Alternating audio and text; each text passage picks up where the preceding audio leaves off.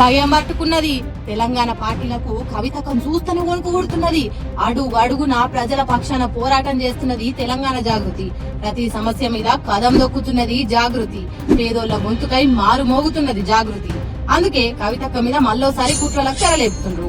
కవితక్కను అడ్డుకోకపోతే భవిష్యత్తు లేదని పార్టీలకు భయం పట్టుకుంది. అందుకే మళ్ళోసారి సిబిఐ నోటీసుల పేరుతోని డ్రామాలు మొదలు పెట్టిండ్రు.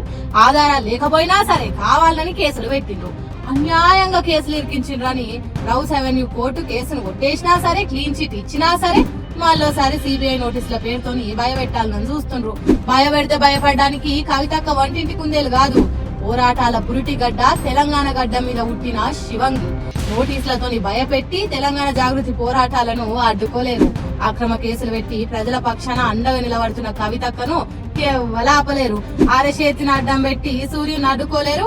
తెలంగాణ ప్రజల కోసం నిలబడాలి, తెలంగాణ కోసం కలవడాలి అని అడుగడుగున ముందుకేసిన కవితక్కను ఆపలేరు. కేసులు నోటీసులు ఎన్ని అడ్డం వచ్చినా అవన్నీ పటాపంచలు కావాల్సిందే. ఎందుకంటే అంతిమ విజయం సత్యానిదే. తెలంగాణ ఆడబిడ్డ తప్పు చేయదు, తప్పు చేసిన వాళ్ళను వదిలిపెట్టదు, బరాబర్ లెక్క చెల్లిస్తది.